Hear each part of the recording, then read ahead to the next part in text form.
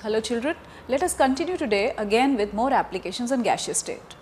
आज मैं और numerical based on every other type and category जो हमारे पिछले क्लास में नहीं कवर हो पाए आज मैं इस क्लास में लेने वाली हूँ। सबसे पहले मैं ले रही हूँ एक डाल्टन्स लॉ के ऊपर एक क्वेश्चन। डाल्टन्स लॉ पहले एक रिविजन कर लें। डाल्टन्स लॉ ये कहता है कि अगर एक सिस्टम में गैसेस हम डालते जाएं जो नॉन रिएक्टिंग हो तो हम ये कहते हैं that total pressure is equal to sum of the partial pressure of all the components and partial pressure of a component is related to the mole fraction of that component in the system. तो keeping that in mind, now let us see what the question is. 2 grams of gas A is introduced in an evacuated flask, मतलब air अंदर नहीं है, खाली है, at 25 degrees. The pressure was found to be 1 atm. If 3 grams of another gas B is added to the same flask, pressure बढ़ के अब हो गया है 1.5 atm.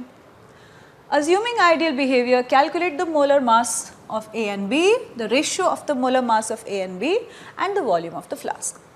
तो सबसे पहले वेसल एक, उसमें एक गैस डाली, नॉन रिएक्टिंग गैस बी डाली, प्रेशर 1 से 1.5 हो गया और अब वो पूछ रहा है वॉल्यूम ऑफ द वेसल अगर फिक्स्ड है तो वो वॉल्यूम क्या है और दूसरा मॉलिक्यूलर मास का रेशियो क्या है।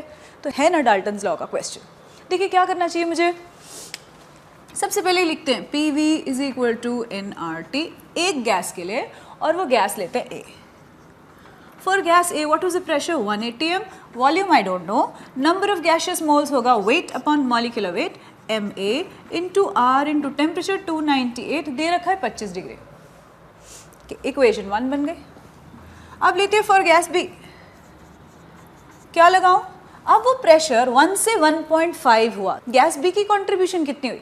टोटल प्रेशर 1.5 में है तो दो component, 1 atm was due to gas A, तो सेकेंड गैस का क्या लिखूं? 0.5 पार्शियल प्रेशर रहा होगा। वॉल्यूम ऑफ द वेसल वही है। नंबर ऑफ मोल्स जब हम लगाए वेट हो गया 3 grams, molecular mass of B into R into 298। ये आपकी इक्वेशन बनी, ये हो गई इक्वेशन नंबर 2। अब ये देखो R constant, 298 constant, volume constant, ratio निकाल दो, बस solve and give your expression. क्या करें? डिवाइड 1/2 काट दो जो आपका कॉमन है। So 1/0.5 is equal to volume cut गया 2/Ma divided by 3/Mb. Your ratio is going to be between the molar masses of A and B, which is question part 1. I hope there is no problem whatsoever.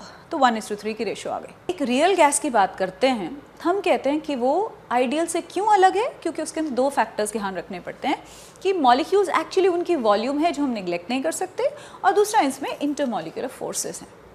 तो जब आपने कहा था कि real gas equation में जो actual pressure observe किया जाता है वो आइडियल से हमेशा कम क्यों? क्योंकि मॉलिक्यूल्स पीछे की तरफ खींच रहे हैं।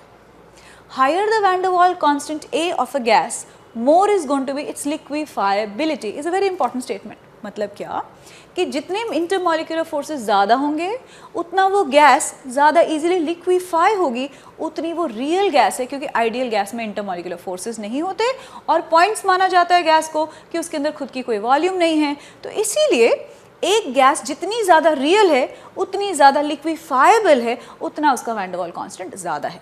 तो अब आपको एक काम करना है, वैन डर वाल कांस्टेंट की एक लिस्ट बनानी होती है, because for some common gases this question is going to be asked. कुछ हद तक तो हमें वैल्यू जो है ग्राफ जब हम z का देखते हैं उसको नोट करते जाना। जितनी कोई लाइन z से नीचे चली जा रही है 1 वैल्यू से, उतनी वो ज़्यादा लिक्विफाइबल हो गई है। तो जैसे एक ग्राफ बनाते हैं,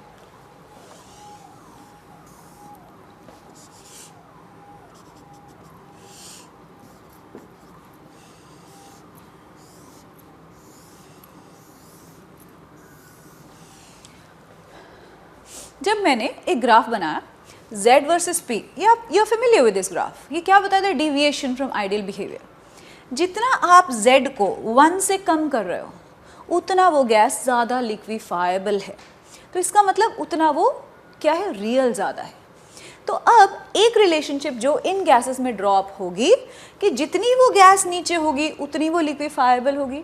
तो अगर मैं कोई गैसेस लिख दूँ यहाँ पे तो I am going to have a trend. Suppose I write this is helium, this is hydrogen, then I'm going to write say N2, I'm going to write NH3, I'm going to write SO2। ये trend कहाँ से आया है? ये actual trend है, क्योंकि SO2 जो है वो सबसे ज़्यादा लिक्विफाइबल है। तो जो चीज़ लिक्विफाइबल होगी उसका क्रिटिकल टेम्परेचर क्या होगा?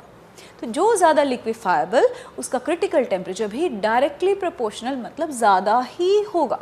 तो अगर इन गैसेस में पूछा जाए 1, 2, 3, 4 जो मैंने लिखी, हाईएस्ट क्रिटिकल टेम्परेचर किसका होगा? SO2 followed by NH3 followed by N2 and so on. But ये मुझे फैक्चुअल डेटा कहाँ से पता चलना है? I must have the table. तो नेट पर से या तो टेबल ले लो या किताब में से टेबल, एक मॉड्यूल में से टेबल में दे रही हूँ, तो make sure you note down some important values. तो जब ऐसा क्वेश्चन आए, क्योंकि IIT में बहुत बारी आता है, तो हम एक चीज़ नोट करें, एक ग्राफ्स को बहुत ध्यान से देखना है, उनका ट्रेंड नोट करते हुए, वैल्यूज़ हो तो इनको आप एक ज़रूर इंक्रीजिंग ऑर्डर में लिख लें। इस क्वेश्चन को करते वक्त मैं आपको वैल्यूज से जो मैंने डेटा निकाला है वो करवा रही हूँ, क्योंकि कॉमन गैसेस मैंने लिख दी। तो सबसे पहले प्रॉब्लम आती है इन दोनों में। क्वेश्चन है arrange the following increasing order of their van der Waals constant a oblique, do you follow what I have said, oblique liquefiability, जितना ए ज़्यादा लिक्विफाइबिलिटी ज़्यादा। तो मुझे बताया जाए प्रॉब्लम यहाँ दोनों पे आती है, तो हीलियम और हाइड्रोजन हम ना एक्चुअली भूल जाते हैं, बट लिक्विफाइबिलिटी मतलब साइज पे भी होगा, क्योंकि वैन डर वाल्स फोर्सेस ज़्यादा होंगे अगर साइज बड़ा है। एक एटम और 2 एटम में ऑब्वियसली सबसे जो कम होगी ए वैल्यू वो होगी ए, सबसे कम वैल्यू होगी हीलियम की, फॉलोड बाय नेक्स्ट होगी हाइड्रोजन की, फॉलोड बाय नेक्स्ट होगी nitrogen, followed by that oxygen. ये याद करने पड़ेंगे, वैल्यूज आप नोट कर लें। I hope I have got them in the correct order from what values I had noted down, but module से आपको कंफर्म जरूर करना है इसे। उसके बाद हम पहुंच गए नेक्स्ट कौन सी गैस होने वाली है। अब आउट ऑफ द 2 देखो, आप कहोगे कार्बन मोनोऑक्साइड की वैल्यू बहुत ज़्यादा होनी चाहिए, 2 एटम से बना है, बट प्लीज़ नोट करें बॉन्डिंग इन कार्बन मोनोऑक्साइड ना कुछ यूनिक है। जब कोऑर्डिनेट बॉन्ड बना दोगे ना O से C, actually what have you done, you have lowered it's dipole, because oxygen पे माइनस होना चाहिए और कोऑर्डिनेट बॉन्ड आपने क्या बनाया, इसके मुताबिक what is the actual formal charge you are getting, oxygen plus carbon minus means this bond which you are showing is giving a plus charge on oxygen, और डाइपोल कहाँ होनी चाहिए, इलेक्ट्रोनेगेटिव एलिमेंट की तरफ। तो ये क्या कर रहा है, डाइपोल मोमेंट कार्बन मोनोऑक्साइड की बंद कम कर रहा है, कम होने से अब उसकी लिक्विफाइबिलिटी जो है नेचुरली इफेक्ट हो गई है। मॉलिक्यूल छोटा है बट डाइपोल कम है CO कार्बन मोनोऑक्साइड का। ये नोट करते हुए आपका अब वैल्यू CO नीचे हो गया, उसके आगे मेरे पास हो गया CO2, उसके बाद HCl, उसके बाद अमोनिया, उसके बाद SO2। SO2 की हाईएस्ट वैल्यू है अमंग दीज गैसेस। मतलब क्या कि SO2 को हाई टेम्परेचर पे सिर्फ प्रेशर लगा के लिक्विफाई कर सकते हैं, बट अगर हम कहें कि हीलियम या हाइड्रोजन बनाना है, उसको किस टेम्परेचर पे ठंडा करना पड़ेगा कि उसमें इंटरमॉलिक्यूलर फोर्सेस डेवलप हो, वो बहुत बहुत बहुत लो टेम्परेचर जाना वाला है, एंड नेचुरली उनके क्रिटिकल टेम्परेचर्स भी बहुत कम है। तो make a note of Z and the relationship of Z being negative related to its liquefiability। जितना नेगेटिव डिविएशन होगा उतनी अट्रैक्टिव फोर्सेस ज़्यादा हैं, उतनी वो गैस ज़्यादा लिक्विफाइबल है। ये 2 नोट में करवाना चाह रही थी about this graph. Next topic पे चलते हैं। अगला जो टॉपिक है वो है मॉलिक्यूलर वेलोसिटीज़ के बारे में। एक तो आपको most probable velocity, RMS velocity और average velocity of a gas निकालनी आनी चाहिए, उनकी रेशो आनी चाहिए। वो आपके मॉड्यूल में है, बिकॉज ये एक ऑब्जेक्टिव क्वेश्चन बन सकता है रेशो पे। बट अगर मोस्ट इंपॉर्टेंट पार्ट है कि अगर आपको इस कॉन्सेप्चुअल क्वेश्चन हो कि RMS velocity of a gas किस पे डिपेंड करती है, इसका पार्ट 2 ऑफ द क्वेश्चन देखो, does RMS velocity of a gas depend on pressure, type of gas, volume of the gas, temperature and density. तो आपका आंसर क्या होना चाहिए, व्हाट इज RMS। हमें पता है ये एक एवरेज निकालने का तरीका है, और अगर हमें ग्राफ याद हो तो हम RMS मैक्सवेल बोल्ट्जमैन डिस्ट्रीब्यूशन पे हम कहते हैं अगर मेरे पास फ्रैक्शन ऑफ मॉलिक्यूल्स है versus, in this case fraction of molecules versus molecular speed, तो हम ये कहते हैं कि ये जो है मैक्सिमा, ये है हमारा मोस्ट प्रोबेबल वैल्यू, जिसकी वैल्यू हम लिखते हैं 2RT/m। उसके आगे एक एवरेज वैल्यू आती है, वो है 8RT/m, ये एवरेज होती है। और उसके आगे एक highest value out of the 3 जो निकाली जाती है वो है √3RT/m, ये होती है RMS वेलोसिटी।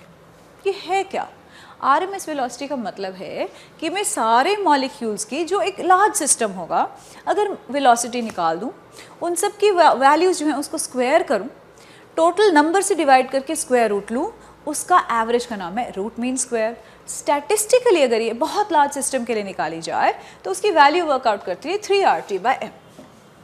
तो 3RT/m अगर आइडियल गैस मान लूँ तो इसे एक और तरीके से लिखा जा सकता है, because PV is equal to nRT। अगर 1 मोल गैस लिया मैंने तो I will say PV is equal to RT, so I can write 3PV/m is also RMS, which can also be written as 3P by rho because mass by volume is density. So this is density is also RMS. तो RMS लिखने के अब 3 equations हो गए, ठीक है। तो एक तो पता ही थी हमें 3RT/m, 3P by density rho, 3PV/m, 3 equations RMS बताती हैं। तो अब मैं पूछ रही हूँ, does RMS speed of a gas depend on the pressure? अब इक्वेशन अगर देखें तो अगर हम सिर्फ मैथमेटिकली लगाएं तो प्रेशर ऑफ द गैस पे डिपेंड करती है। मैंने तो सिर्फ इक्वेशन देखी, but my answer is no, it does not depend. Now can you think and tell me why? RMS velocity of a gas pressure से इंडिपेंडेंट है। मैंने अगर प्रेशर बढ़ाया आरएमएस को कुछ नहीं हो रहा। क्यों नहीं हो रहा? देखो सर, क्योंकि जब एक सिस्टम में टेम्परेचर बढ़ाए बगैर आप प्रेशर बढ़ाओगे, what do you know about the equation? Moles remaining same. Pressure बढ़ाओगे तो वॉल्यूम कम भी तो करोगे, क्योंकि ये तो बदलना नहीं है। तो PV R/T कांस्टेंट है, टेम्परेचर मैंने बढ़ाया नहीं, मोल्स मैंने बदले नहीं, तो P/V क्या हुआ? एक बढ़ाओगे दूसरा कम होगा, सो क्या रहा? No change. So keep in mind, pressure बढ़ाने से RMS पे फर्क नहीं पड़ता। दूसरा, does it depend on type of gas? Obviously it does, because when you say molar mass of a gas बदल जाए तो उसकी ऑब्वियसली RMS बदल जाएगी। तो inversely proportional to square root of its mass. तो जितनी लाइटर गैसेस होंगी उनकी RMS ज़्यादा होगी और जितनी हैवियर गैसेस होंगी उनकी RMS कम होगी। सो एक आपका आंसर क्या right? It depends on type of gas. Does it depend on volume of a system? Volume मैंने डबल कर दिया, मतलब क्या? टेम्परेचर नहीं बदलना, मोल्स उतने ही रखना, तो वही आंसर हुआ ना। वॉल्यूम बढ़ाया, प्रेशर कम कर दिया, तो P/V constant. Your answer would be does not effect, no. Does it depend on temperature of a system? Obviously velocity है तो temperature dependent तो होगी ही। इस ग्राफ में अगर मैं कहूँ मैंने टेम्परेचर अब बढ़ा दिया तो ये क्या होगा? पहली चीज़, does the area under this curve change? So please समझें, एरिया अंडर द कर्व अगर ये सपोज 100 पार्टिकल का है तो आप कहेंगे कि 100 पार्टिकल का अब एरिया डिफाइंड इस टोटल सिस्टम के अंदर है। अगर मैं टेम्परेचर बढ़ाऊं तो एरिया थोड़ी ना बदलेगा, बट क्या बदलेगा? ये अगर मैं सेकेंड ग्राफ बना रही हूँ, टेम्परेचर मैंने बढ़ाया, ये स्लाइड कर गया है राइट पे, but are you going to say that the area has changed? First and foremost, no. Temperature बदलना is not going to make a difference on the number of particles, the fraction of molecules. But क्या बदल गया है? जो fraction अब ये molecular speed थी, जो मोस्ट प्रॉबल वैल्यू थी, अब मोस्ट प्रॉबल खिसक गई है यहाँ पे। तो मोस्ट प्रॉबल वैल्यू बढ़ गई जब आपने टेम्परेचर बढ़ाया, बट नंबर ऑफ पार्टिकल्स जो थे वो अब कहाँ खिसक गए? हाई मॉलिक्यूलर स्पीड या हाई एनर्जी की तरफ शिफ्ट हो गए। बट एरिया बदला नहीं, 100 पार्टिकल तो अभी भी 100 particle. Just that it seems like the entire thing has been shifted towards the right where there is more molecular speed. तो आपका answer, does RMS depend on temperature? Yes, जितना temperature ज़्यादा RMS velocity बढ़ेगी। Equation से भी पता चल रहा है 3RT/m, so it is directly proportional to square root of the temperature. When I say density of the gas, 3P/D, but the moment मैं कह रही हूँ मैंने डेंसिटी बढ़ाई, कैसे बढ़ाई होगी? डेंसिटी बढ़ाने का एक तरीका तो है वॉल्यूम कम कर दो, डेंसिटी बढ़ जाएगी। तो आपने क्या किया? अगर आपने डेंसिटी बढ़ाई वॉल्यूम कम करके तो उतने ही टाइम में प्रेशर भी तो उतना ही बढ़ गया। So does density affect RMS? No. Your answer is no. So your answers work out to be only two correct. It depends on type of gas and it depends on the temperature of a gas. It's very important about not just RMS, all molecular speeds. चाहे average की बात करें, चाहे वो तो ratio ही है तीनों के बीच में, most probable is to average is to RMS, वो रेशियो तुम्हें पता है। बट अगर एक को समझाया जाए, it applies to the other two as well. ये conceptual part बहुत ज़रूरी है। अब उसके ऊपर मैंने क्वेश्चन लिख दिया, calculate the RMS speed for oxygen at STP in another question and for ethane gas at 27 degrees and 720 mm pressure. तो अब तो ये डायरेक्ट एप्लीकेशन है, करके देख लो। एक एक्सप्रेशन मैं लिख रही हूँ, बाकी हम टाई अप करते हैं। अब क्वेश्चन है find the RMS speed. RMS speed में फॉर्मूला मुझे पता है, RMS is equal to root of 3RT/m. The only importance is RMS की हम यूनिट क्या लें।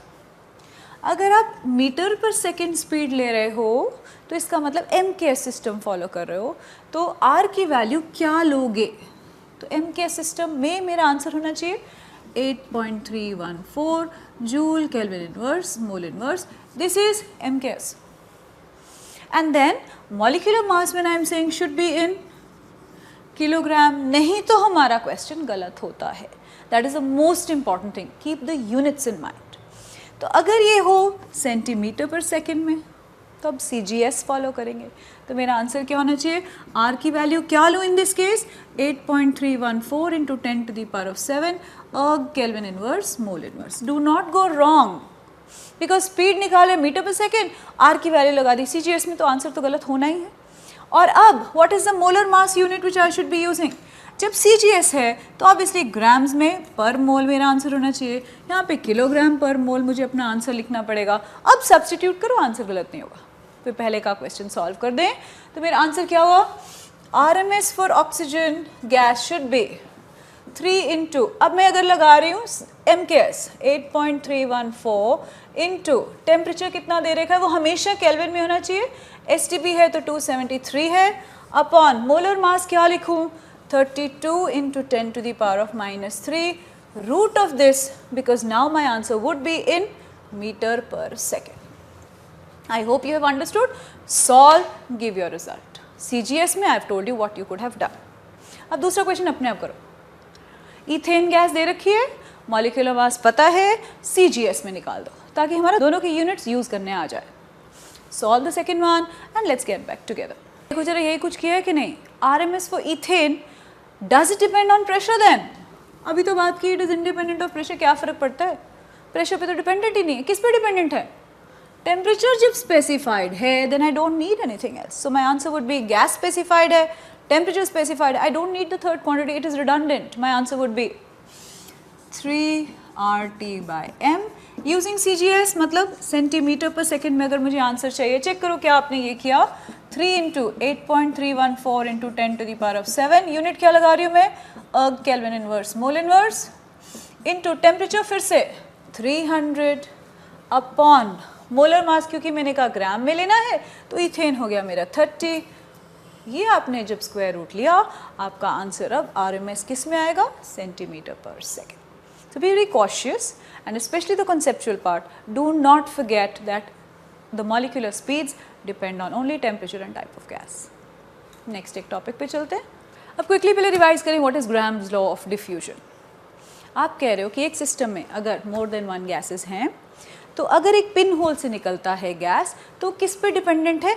जरा पहले रिलेशनशिप लिखेंगे. रेट ऑफ डिफ्यूजन और fusion of a gas depends on the partial pressure of the gas in the system and is going to be inversely proportional to square root of its molar mass.